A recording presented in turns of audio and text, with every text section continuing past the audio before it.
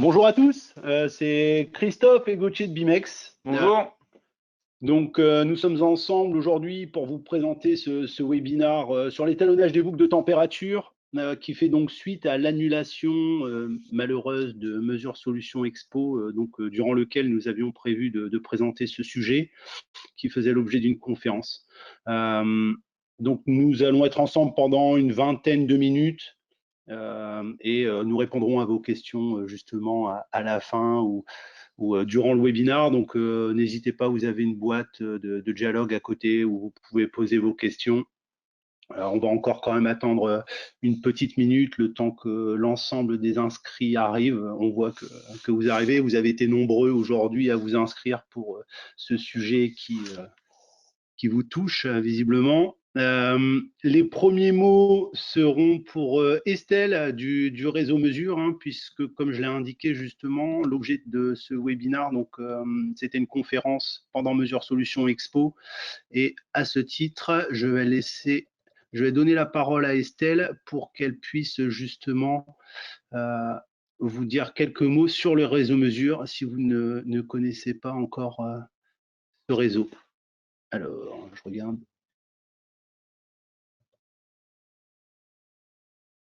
Pour donner la parole à Estelle. Estelle, m'entends-tu? Peux-tu parler? Visiblement, tu t'es automuté. Est-ce que tu peux activer ton micro, s'il te plaît, Estelle?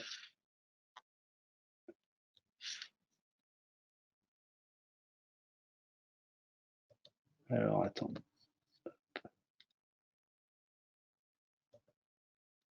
Tu arrives à l'enlever, Gauthier, ou pas? Je vois self-muted.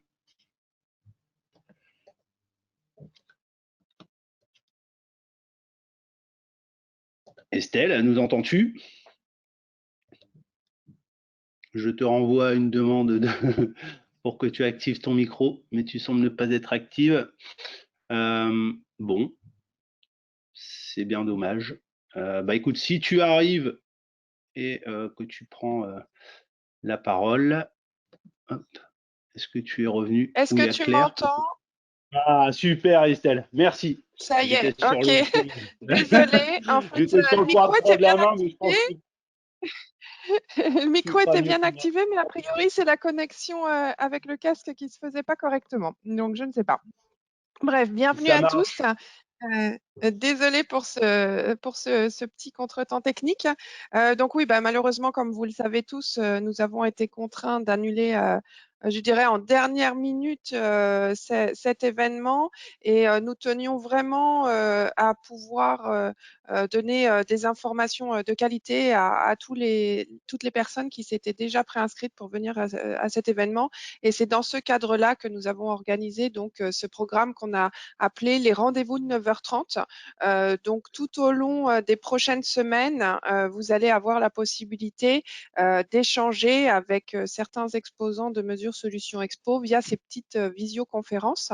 Il est entendu que vous pouvez nous poser aussi des questions régulièrement. Donc, le réseau Mesure est l'association qui organise Mesure Solutions Expo tous les 2 ans, mais qui réunit aussi plus de 156 entreprises dans le domaine de la mesure. Donc, une question de mesure, une interrogation, une problématique, un besoin, n'hésitez pas à nous contacter. Nous vous mettrons en relation avec les différents intervenants et spécialistes qui peuvent vous répondre.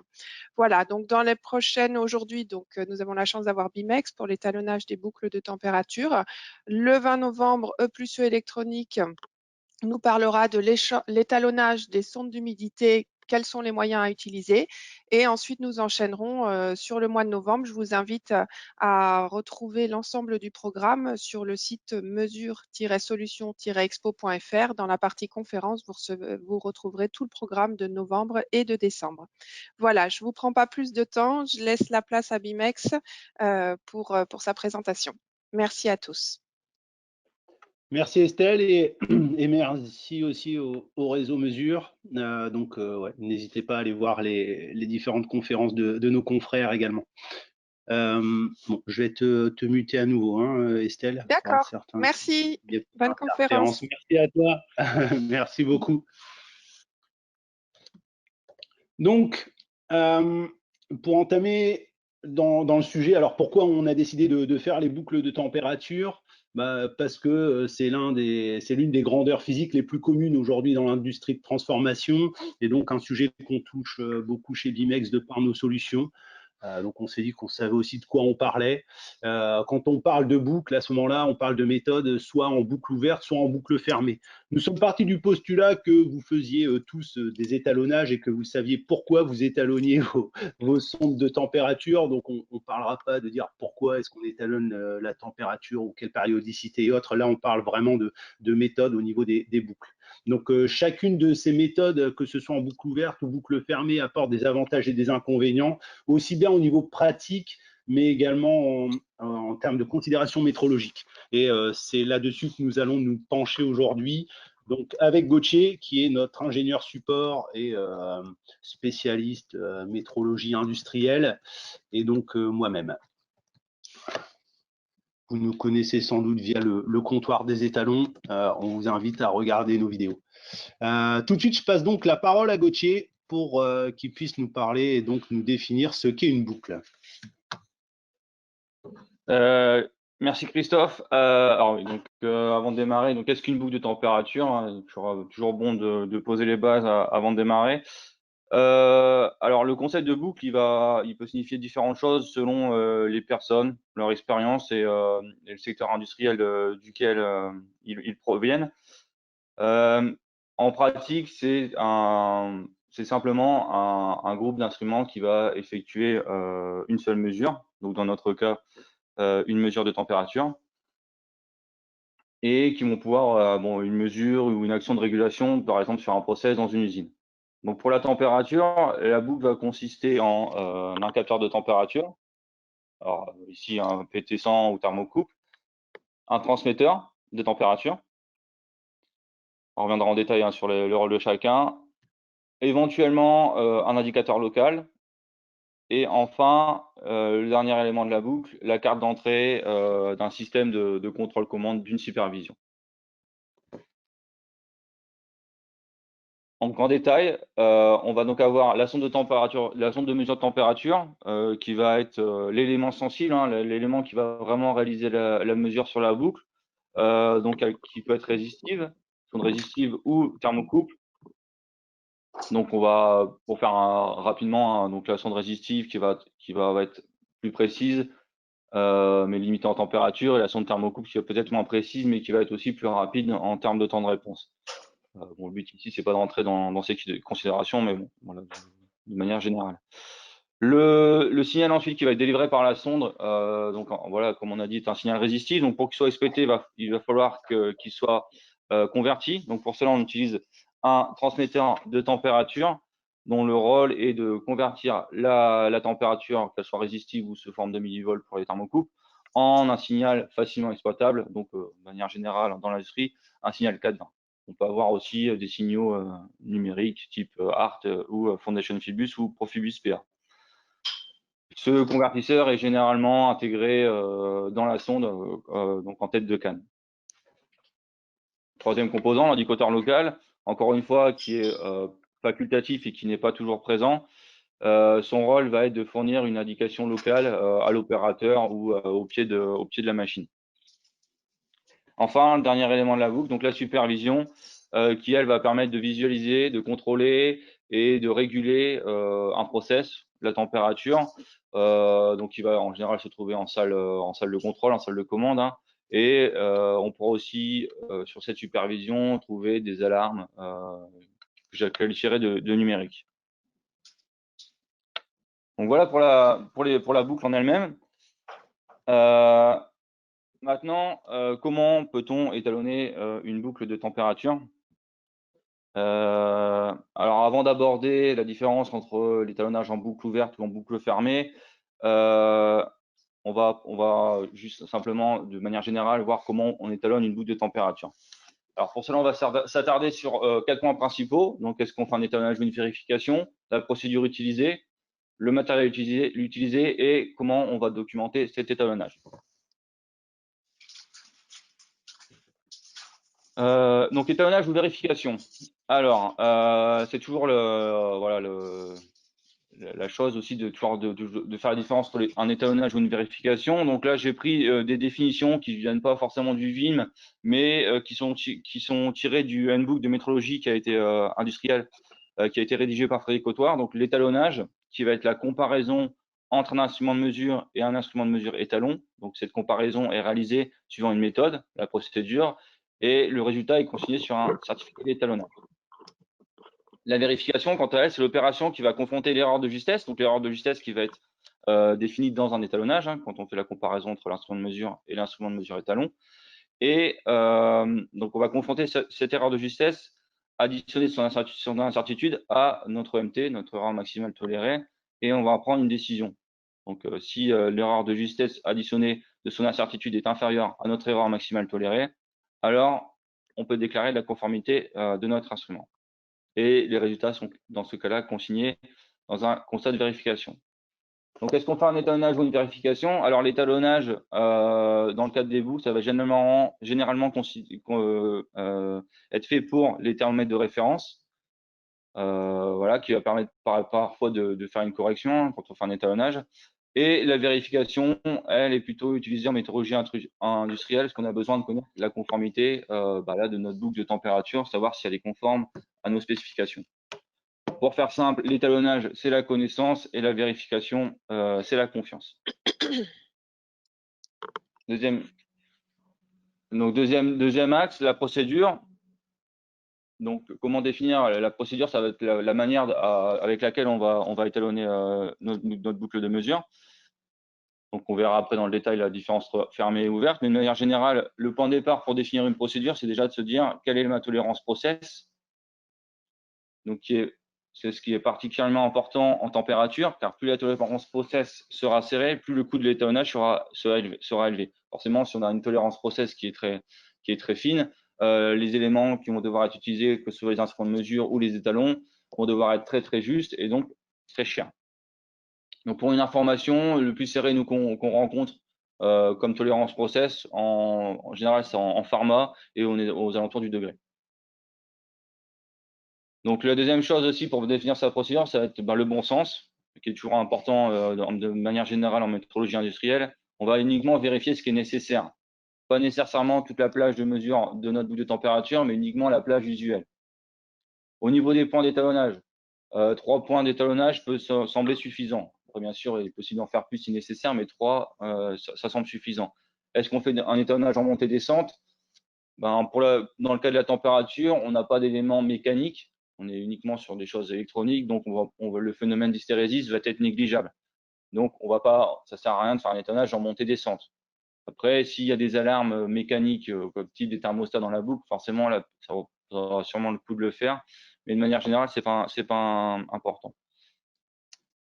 Voir également si on doit vraiment réaliser un étalonnage en température négative. C'est parfois pas nécessaire. Ça, il faut vérifier aussi avant si ça a vraiment un impact. L'erreur maximale tolérée, on en a parlé. La bonne pratique est de l'exprimer dans le cas d'une boucle de température en degrés et non pas en pourcentage de l'échelle ou en pourcentage de la lecture. Quand on va démonter les sondes, ça vraiment en termes pratico-pratiques, ça va être d'éviter au maximum les chocs thermiques. Donc, si vous avez, par exemple, si vous avez la chance d'avoir plusieurs bains d'étalonnage ou plusieurs fours d'étalonnage, il faut éviter de faire passer une sonde de 0 à 150 degrés, par exemple, sans palier. Les chocs thermiques vont pouvoir accélérer son vieillissement et donc aussi sa dérive. Au niveau logistique, hein, c'est vrai que ça, parfois, sur les installations industrielles, on n'a pas toujours pensé au fait que les instruments de mesure doivent être vérifiés de manière régulière. Donc, c'est pour la température, mettre en place des doigts de gants, avoir une conception qui facilite le démontage des sondes peut aussi être important.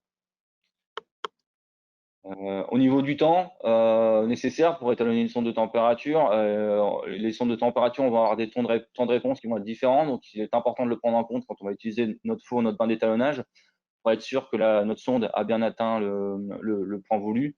Donc, le temps de réponse va être fonction de la taille de la sonde et aussi de la proximité avec la source de chaleur. Donc ça, notamment important à prendre en compte quand tu utilises des fours d'étalonnage. Et après, donc, on va voir donc la dérive. Si on veut détecter une dérive d'une sonde, il est conseillé aussi de se mettre au point zéro. C'est là qu'on va vraiment voir la dérive. Parce qu'une sonde, de température, faut pas vraiment dire qu'elle dérive, mais elle peut subir des chocs et du coup avoir un offset. Et donc cet offset va pouvoir être détecté plus facilement au zéro. Et enfin, même si c'est peut-être aussi un point de départ, est-ce que l'étalonnage va être réalisé en interne ou est-ce qu'il va être sous-traité? Donc voilà toutes les questions un peu qu'il faut se poser quand on va définir une procédure d'étalonnage. Le matériel, aussi un point important, forcément, quand on va faire de l'étalonnage. Quel étalon vais-je devoir utiliser pour réaliser l'étalonnage de ma boucle de température? Donc pour la température, il faudra une source de température, hein, donc qui va soit être un four à air sec ou un bain d'étalonnage.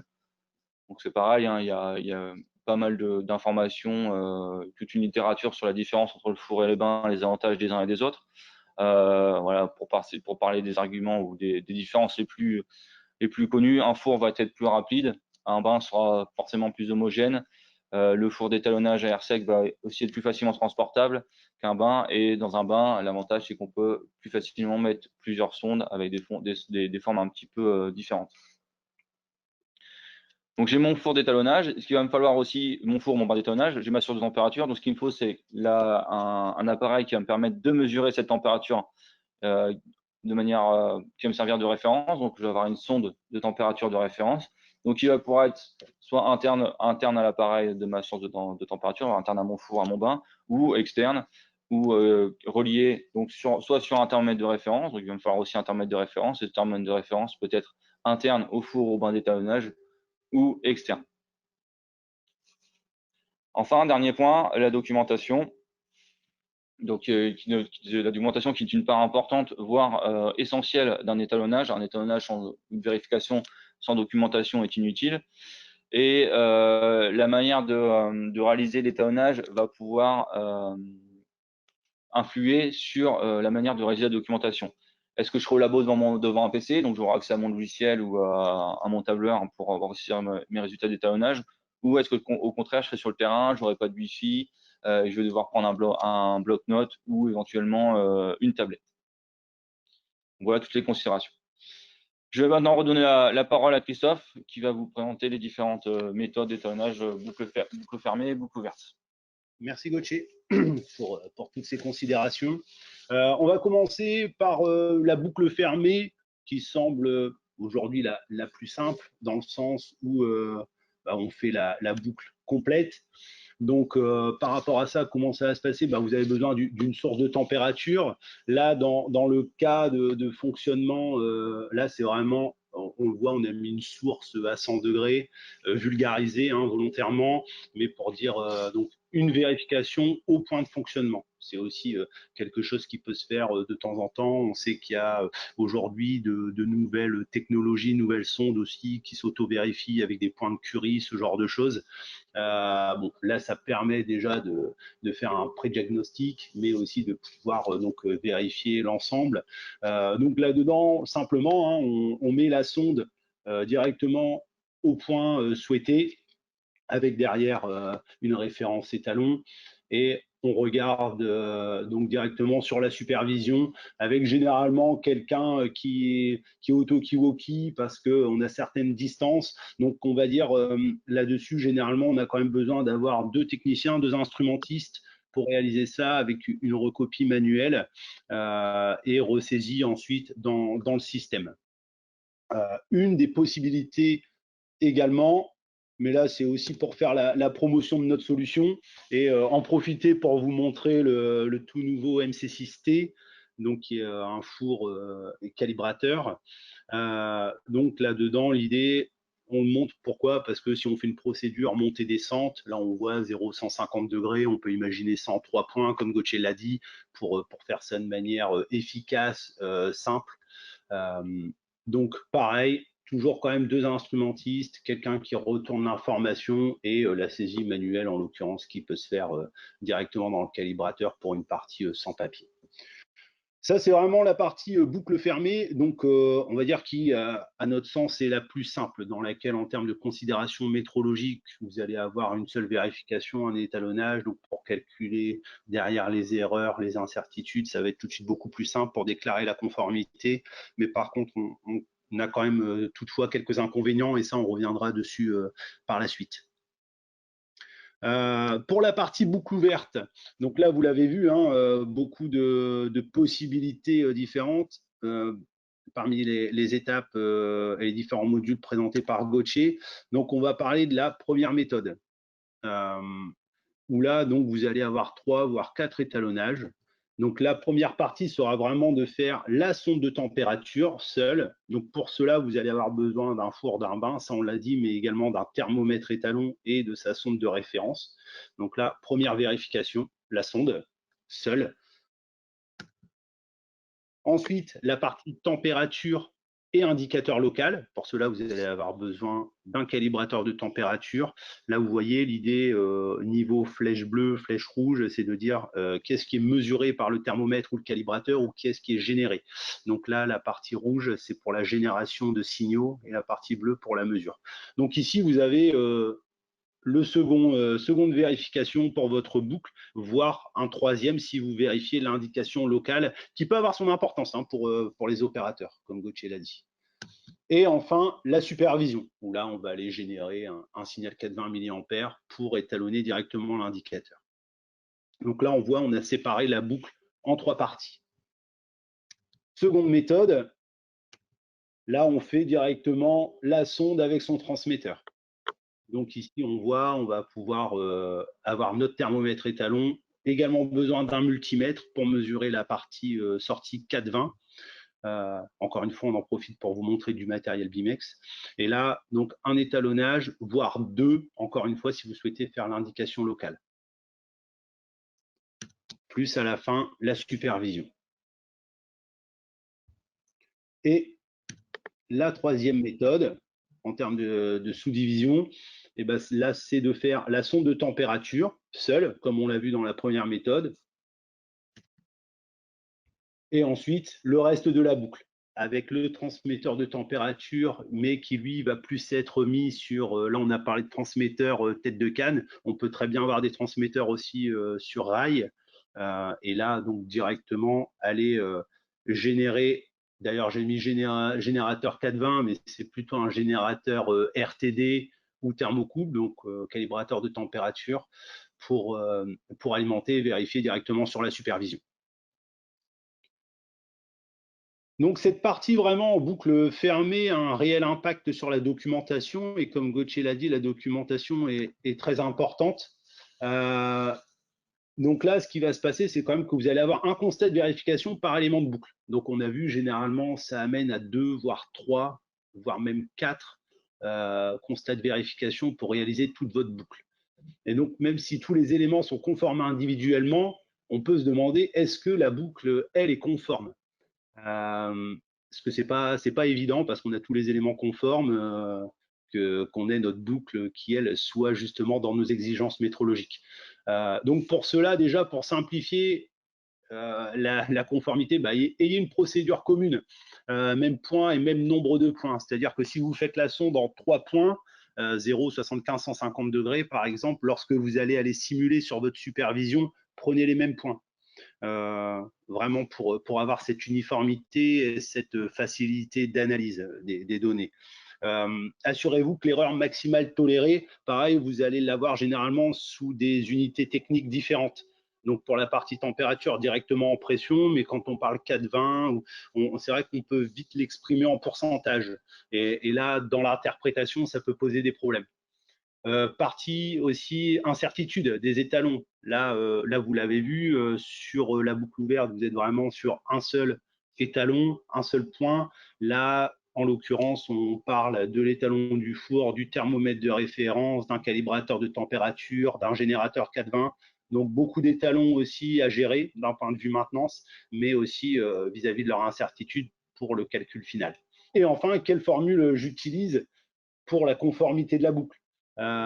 Donc ça, j'ai envie de dire, il y a pas de bonne ou mauvaise méthode, ça dépend un peu le risque que chacun veut prendre et le conservatisme qu'on peut avoir, mais on a très bien vu des clients réaliser des sommes algébriques, donc là vraiment le cas le plus défavorable, ou des sommes quadratiques, par exemple justement sur les erreurs combinées.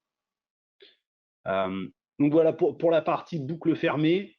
Encore une fois, c'est quelque chose que nous, on voit beaucoup de par notre clientèle métrologie industrielle, euh, et donc avec toutes les considérations et les problématiques que ça apporte.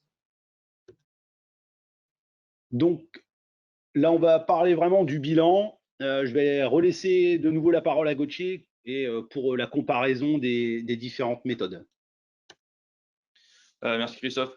Ouais, donc là, vous voyez, on a listé sous forme de tableau hein, les avantages et les inconvénients qu'on voyait nous aux différentes méthodes et aussi pourquoi.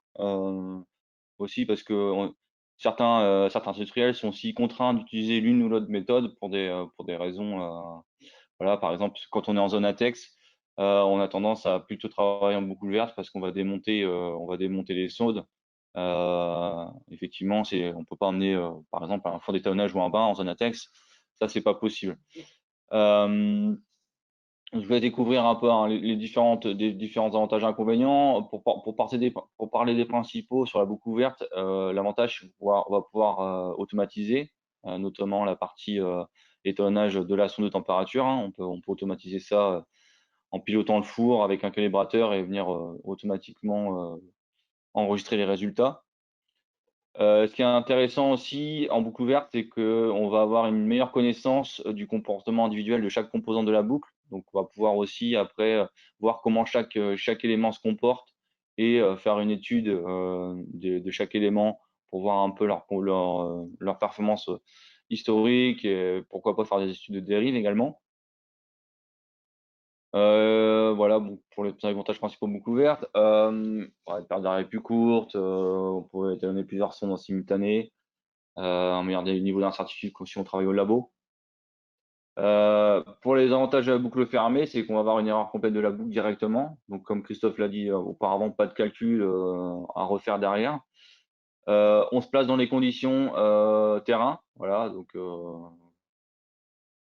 on est vraiment, ce qu'on fait juste, c'est juste générer une température. On fait qu'une seule vérification, donc qui peut apparaître comme un gain de temps si on a une conformité. Et on a peu de manipulation. Parce que ça, on sait aussi que le démontage des éléments de la boucle peut aussi mener à certains problèmes. Au niveau des inconvénients, donc pour la boucle ouverte, bah voilà, le plus évident, c'est qu'il y a plusieurs étalonnages à faire pour représenter plus de temps. Le calcul de conformité, des calculs d'incertitude qui peuvent être plus complexes. Et voilà, le pendant de l'avantage des boucles fermées, c'est les risques liés au déplacement de la sonde. Pour les inconvénients en boucle fermée, la non-conformité va nécessiter une investigation plus lourde. Il va falloir reprendre les éléments de la boucle un par un. Donc là, après, si la boucle fermée est non conforme, on va être obligé de faire un étalonnage en boucle ouverte. Voilà, on a une vision limitée sur la dérive des instruments. Parfois, on voit des ajustages via offset, donc on va compenser, ça arrive aussi dans l'industrie, on va compenser l'offset de la sonde en mettant un offset sur la supervision. Ça nous apparaît comme un inconvénient parce que c'est plutôt, on peut dire un peu de la triche. Dans la boucle fermée, on va avoir besoin aussi de deux personnes, hein. Une sur le terrain qui va faire l'étalonnage et la deuxième en salle de supervision qui va venir lire les résultats. Donc au niveau du pourquoi, en boucle fermée, parfois on a des obligations normatives, légales. On sait qu'en pharma, par exemple, l'industrie pharmaceutique qui travaille uniquement en boucle fermée. Et pour les stratégies d'étalonnage qui peuvent être définies aussi, hein, des fois par les services métrologie et qualité. Donc, en conclusion,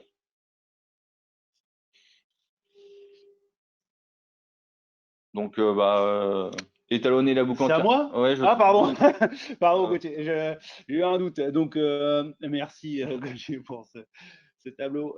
Donc, ouais, en conclusion, nous, ce qu'on préconise hein, et ce qu'il faut retenir brièvement, c'est donc étalonner la boucle entièrement, donc vraiment toutes les composantes. C'est vrai qu'on a déjà rencontré dire bah tiens, mécaniquement on n'arrive pas à démonter la sonde, donc on vérifie pas la sonde et après donc on simule seulement au niveau du transmetteur et on suppose que la sonde est bonne en se disant de toute façon c'est binaire, ça fonctionne pas une sonde, mais non, ça peut quand même avoir des chocs et justement, comme Gauthier l'a dit, avoir un offset de 2-3 degrés. Voilà, donc ça, c'est des choses aussi sur lesquelles être vigilant, mais vraiment étalonner la boucle entièrement. D'un point de vue purement métrologie, étalonner en boucle ouverte et boucle fermée. Bon, là, c'est peut-être un peu du luxe, mais c'est vrai que ça permet d'avoir tous les avantages sans les inconvénients. Et quelque part, là, on sait que la boucle ouverte est privilégiée, la boucle fermée est privilégiée, pardon, mais côté boucle ouverte, comme on est beaucoup dans la partie aussi aujourd'hui industrie 4.0, c'est vrai que la partie surveillance individuelle des équipements permet aussi de faire de meilleurs diagnostics et plus de prédictifs. Et donc, nos prochains webinars sur la température, hein, puisque c'est un sujet vaste et sur lequel on a pas mal de choses à dire. Donc, les prochains webinars qui restent à planifier seraient sur les bonnes pratiques pour la vérification des sondes de température. Donc là, on l'a un peu évoqué brièvement en avant-goût, mais sachez qu'il y a encore pas mal de choses à dire, on aura de la communication là-dessus. Et aussi, comment étalonner les sondes courtes, donc sondes hygiéniques qui, elles, généralement sont utilisées par l'industrie pharmaceutique et agroalimentaire. S'il y a d'autres sujets justement sur la température que vous souhaiteriez que nous abordions, n'hésitez pas à nous les communiquer dans les questions ou autres pour nous donner des idées, puis aussi qu'on puisse répondre à vos attentes surtout. Et enfin, logiquement, d'ici Noël, vous aurez accès à l'essentiel de l'étalonnage en température, donc en livres et livres électroniques que nous mettrons à disposition, dans laquelle justement le contenu sera basé sur beaucoup de nos livres blancs et autres articles de blog. Nous vous remercions de votre attention. Ça fait une demi-heure là que nous sommes ensemble, donc c'est bien de respecter aussi le timing. N'hésitez pas à poser vos questions. On va encore attendre 1 ou 2 minutes justement pour que vous puissiez nous faire part de vos requêtes et interrogations. Après, on reste aussi joignable individuellement, hein. Et donc, vous pouvez nous contacter aussi soit par adresse mail ou directement par téléphone. Donc, en attendant, on vous remercie. En attendant vos questions, on vous rappelle justement où nous contacter. Notre blog sur la métrologie, donc un article toutes les 6 semaines sur des problématiques actuelles, comme là, que ce soit la température, que ce soit les technologies, et là, Gauthier l'évoquait, les thermocoupes, les résistances. Nous avons également des livres blancs sur le sujet. Si vous souhaitez creuser la question. On a notre chaîne YouTube, donc chaîne Bimex, avec la chaîne francophone, le comptoir des étalons, et tous nos livres blancs.